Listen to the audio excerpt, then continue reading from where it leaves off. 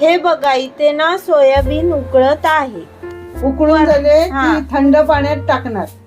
थंड झाल्यावर ते असे कापायचे. गॅस पेटवला आहे आणि कढई ठेवली आहे आणि आता त्याच्यामध्ये टाकणार तेल. आलं लसूण पेस्ट आणि कढीपत्ता टाकला. कांदा शिजण्यासाठी टाकत आहे मीठ. टोमॅटो टाकला. मिरची त्यामध्ये टाकत आहे कोकणी मालवणी मसाला, थोडासा गरम मसाला, जिरा पावडर. धने पावडर. आता ते मिक्स करून घेत आहे मसाले. टाकणार त्यामध्ये हळद. कापलेली सोयाबीन. आता त्यामध्ये टाकणार कोथिंबीर. हे झाकण ठेवलं.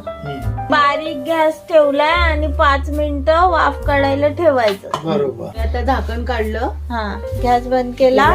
सोयाबीनची भाजी. भाजी बघा. आज आमच्याकडे बनली सोयाबीनची भाजी.